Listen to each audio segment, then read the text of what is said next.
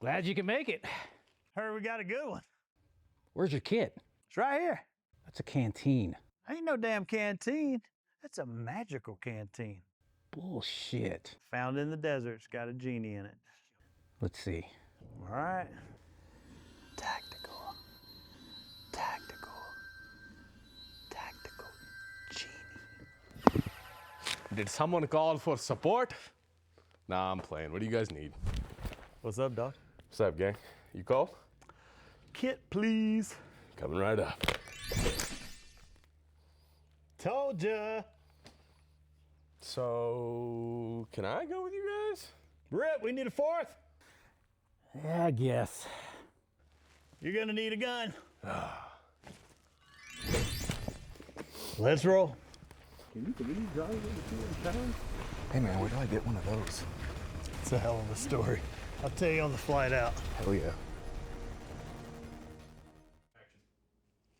Big welcome back to my entire USOW family, wherever in the world you may be. Boy Blue here, coming to you live once again from behind enemy lines. Hope you enjoyed that little intro there. Just really trying to spread our comical wings here and make sure you got something to join us for each and every week. If you're enjoying all the content, a lot of times I forget to say this until the very end. Make sure you subscribe, like, do all the cool stuff. Drop down in the comments after you see this and let us know what is your favorite way to transport your kit, should that be a requirement in your life. And we all got to transport something, man. Nowadays, I'm transporting a bunch of kids, and I got my own tactical plan for that too. Maybe that'll be a whole different channel. But today what we're going to get into is just how to transport your kit the best way that we found. And it might not be for everybody. Everybody has their own approach to taking care of these things. These are just some of our suggestions. Now, for me personally, I've been carrying kit in one form or another for over 30 years now. So I wanted to get into just how it started and kind of where we're at now, and maybe save you a few steps in your journey to getting to that place where everything's already squared away. The first thing I started out with, depending on your age and era, you might appreciate this, but just the old standard issue sea bag, rolling out of your first initial gear or your visit to supply. When you get all your gear, shove it into a couple sea bags, and that was it, man. That was how the journey began. And as far as kit, you know, you just didn't really have tons of cool kit, even though I see it's making a resurgence nowadays, which makes me harken back to bygone days that were probably a little bit better than what I'm holding up now. Once I moved out of the military, got into law enforcement, I picked up this bag. Cool thing about it is this is from like 90s era. Walmart, I believe, and it's yeah, St. John's Explorator, something like that. Anyway, English has never been my strong suit. Regrettably, I ended up with a channel, but this bag I bought from Walmart to stow all my call-out gear for SWAT in. And amazingly, I guess they just don't make them like they used to. This bad boy is held up to the torture of time. And now we use it for our force on force to contain all of our protective gear. So it's still actually in service, I guess you could say, in one form or another. But anyway, just a basic duffel that was easier than the sea bag. If you've done the old sea bag drag and dump, you know, you just have to dump everything out to get to the contents in the bottom. This one allowed you a full zip. You could open it up, break out that body armor, helmet, whatever you needed. You know, wasn't ideal, but it sure beat that other option at the time. And had some straps there if you're towing it in the back of a car to snatch it out, or out of the back of a pickup truck, what have you. Now this gave way to a slightly cooler bag.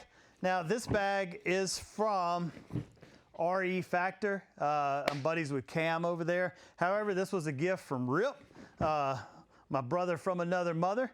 And this one is when I saw kind of a change in the approach to actually keeping all your kits stored and in a manner of which you could easily deploy it depending on the use.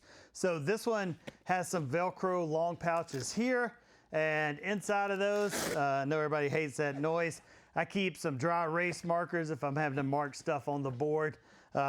Back in the day, if you're doing mission planning, nowadays it's teaching classes. And over here, instructions on random equipment that I can never remember how to program once I get onto the range, so I know exactly where it's at. Over here, I'm almost afraid to say it, there might be some cash in there for random people that I owe money to that show up to collect. On this side, one of my favorite parts is that this opens. You can see the 550 cord prevents it from opening too far. It's got some molly in there that you can attach stuff to. So I got my IR strobe, got a Surefire flashlight, got my War Daddy Batty Caddy, which is pretty awesome. We'll talk about that more in a future episode, but that just holds all the batteries you could potentially need for whatever job you're doing. Headlamp, just little things that I'm always needing. Has Velcro for some patches in there for all your gear. Now, the part you're all waiting for is the internals. Now, the internals of this one, if you have a standard vest, then it fits in there just fine. So I'm talking about like a Cry JPC, or maybe the MBAV, low vis. Ones that sit relatively flat, they fit in there. Your helmet has just enough room to get in there, and your battle belt. In the top lid, you've got some different compartments configured for you to put chem lights, stuff like that in. You know, you kind of have to lay it out to whatever your usage is going to be. Now, I love this one. I still use it on the daily. However, one more cool thing about it is the bottom of it is a protective layer, so that if you lay it in the wet grass, if you've ever operated, you know, early in the morning or into the late evening, you get a lot of dew on the grass. That prevents it from soaking through your bag and getting your contents wet. But all this stuff worked fairly well until we started getting body armor that had more of a structure to it. So now we're talking about like the Cry AVS, your Ferro concepts, like the 5th generation of it. The next thing we started using, and I know this is a no-no, not to mark your travel case with a bunch of memorabilia from all your different companies that you bought stuff from. Because people say, oh, people know it's a gun box and steal it. You should put camera stickers on it or something like that. If you speak to our camera crew, they'll attest that the camera equipment's probably more expensive and easier to steal and sell on the black market. So you just do your own. Like I said, none of this is 100%. You're in a land of plenty, and that just means you have plenty of options. So we say, do what works for you. Now, this case, I still use it. So it is heavy, and I'll try to remember to notate the weight down in the comments. But it's the Pelican, I believe it's a 1620, 1650, something like that. Nomenclatures are hard to remember, so I'll notate that down in the comment as well. But we get a lot of phone calls saying, hey, I got to travel from A to B and I got to carry all my kit. What's your recommendations? And actually it is a 1650. It's right there on the front. If I was a detective, my detective chief would be very proud of me right now. But the question we get is, I'm transporting all this equipment. What would you carry it in? So when I actually fly to teach and do stuff around, this is what I use. I'm able to fully secure it. It has multiple latches. It's rigid, so it protects the contents. But for a daily basis, coming and going to training, going to the range and stuff like that, and if I was still out there running and gunning, I would go for something a little lighter and a little more maneuverable. And I think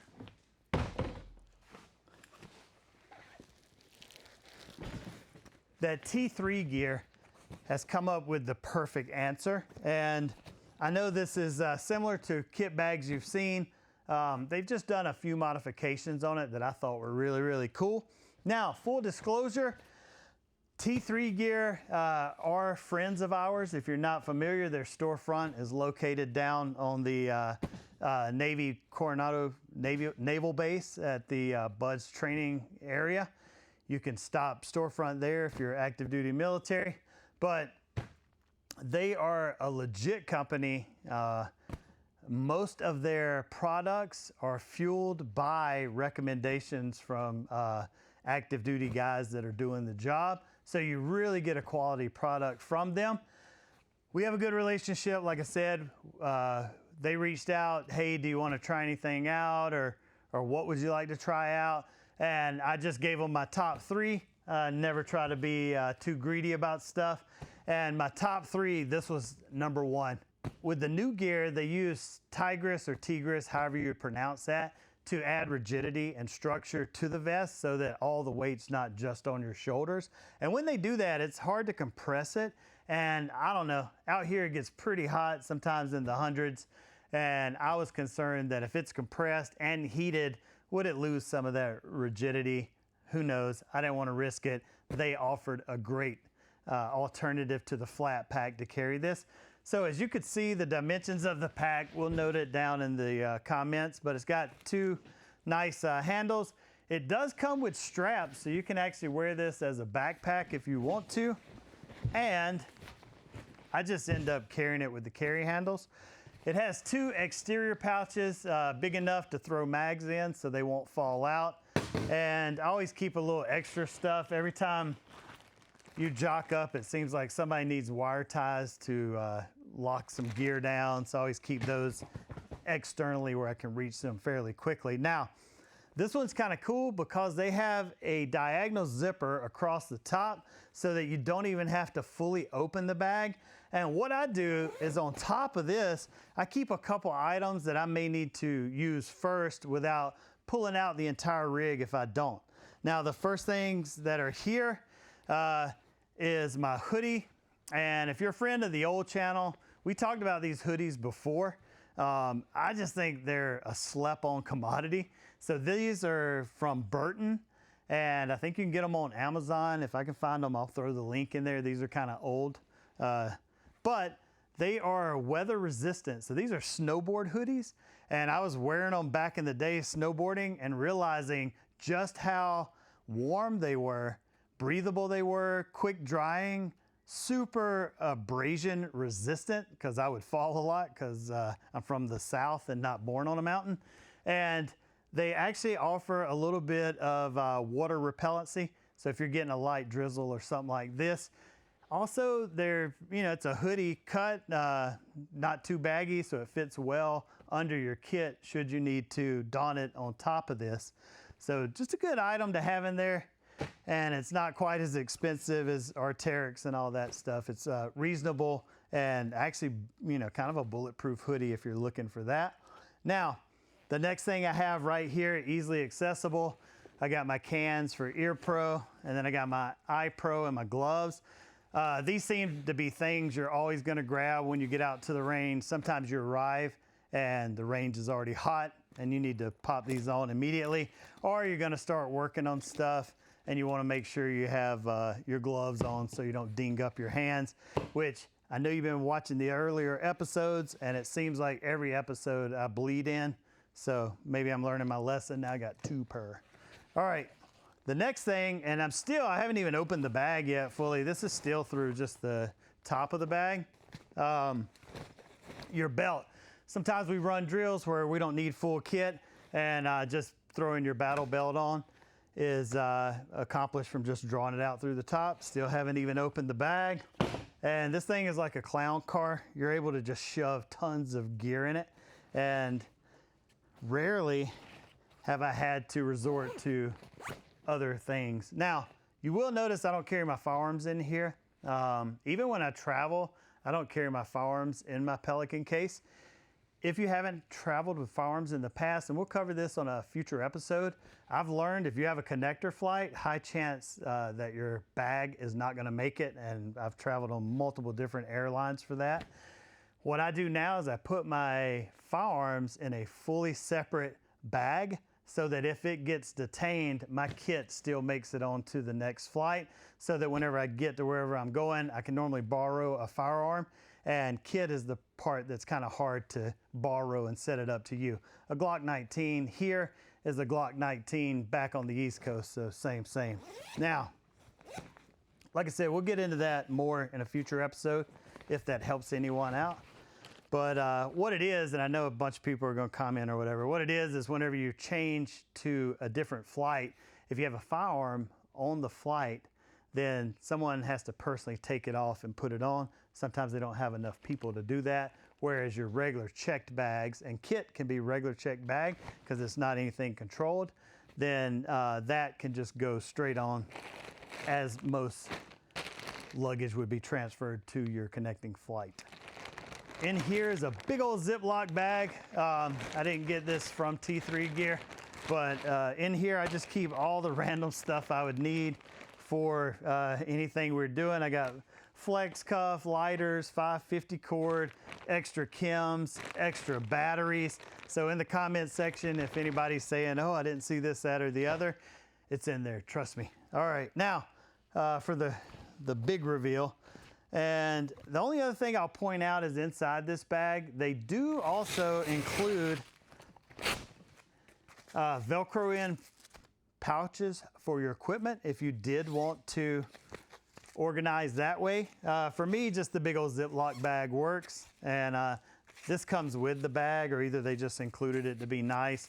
Either way, you could store stuff in it. I just prefer the Ziploc bag. Now, I forgot this was in here. All hell the greatest. All right. Now from here are the next piece of gear coming out. And as you can see, this kit is pretty structurally rigid, which makes it work really well in this bag. Once you're done with that though, once all your kit's out of here, this can totally be folded up, stowed out of the way, so that it's not sucking up a lot of room like the Pelican case. And especially if you're in vehicles traveling, stuff of that nature. Now, we're not gonna get into the vest today. If you're interested in stuff like that, drop it down in the comments. Say, hey, we wanna see the shakedown of the battle belt, or we wanna know how you set your kit up. But one thing I wanted to point out is this little pouch from T3 Gear. Now, nothing ends up being used the way it was designed. I just want to say that up front. But this is a side pouch that is the perfect size to hold a set of PVS 31 night vision goggles. However, when it came, it did come with a rigid insert, and my full intent was to run my nods over there. However, just the way things work out, I ended up sticking everything in there other than my nods, and I needed a place to move my nods. So if you are one of those running a Cry vest and you have the Cry back panel, the insert for this T3 pouch actually fits into the Cry pouch perfectly, and that makes a good place to nest your nods. Now I know people are gonna say, well then I'd have to take my vest off to get my nods out or whatever. Hopefully you're working with a team. If not, like I say, over and over again, that may not work for you. We're of the 2 as 1, and we're not doing anything alone, hopefully. Or if I know I'm going into that situation, I'll get my nods out and I can move them to here before going downrange, but this just seems to offer really good protection. However, we do have another option I'm about to get to. Now, just for demonstration purposes, PVS 31s, I know the pouch kind of looks small, but they fit in here perfectly. It's got rows of MOLLE for attachment. and even has elastic for another tourniquet on the bottom or fixed blade, whatever you want to put in there.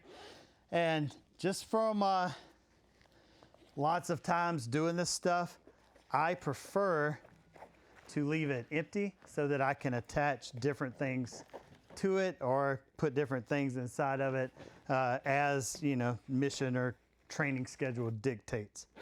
Now, once I remove the body armor, now we have the T3 Gear helmet bag. I always wanted a helmet bag because your helmets are so dang expensive, and all the little accoutrement that you mount on that helmet's expensive as well. And these helmet bags are normally a little bit expensive, so that was definitely the number 2 thing I asked on my list of T3 Gear to provide, and they were very gracious to do that, so we are appreciative of that. Now, just being honest, no money exchanged hands. They just sent over the equipment, and I subsequently fell in love with it, which is just a match made in heaven. So, as you can see, there is a strap that holds your helmet down, and this is padded all the way around, so we have full padding. And just for me, the way I do my own thing is inside of here, I just have an old Bushnell binocular pouch. What I do is I collapse my PVS 31s sometimes if I'm not carrying them in there. Collapse them, close this up, and nestle it inside of here. Collapse that ear pro, and the bottom of the T3 Gear bag is actually more rigid, has a rigid insert in it. So I feel like those nods resting inside of the helmet on top of that rigid top with padding on top of that, they're more than protected for what I need. If it's something worse than that, then I'd probably need to put them in a small Pelican case or anything, something of that nature. Now, inside the helmet bag, we have a field of Velcro, so I keep extra IR identifiers on there and some backup IR strobes. I keep extra CR1238 batteries in this little zipper compartment because everything on my helmet runs off of those batteries. So your IR lights, your Surefire lights.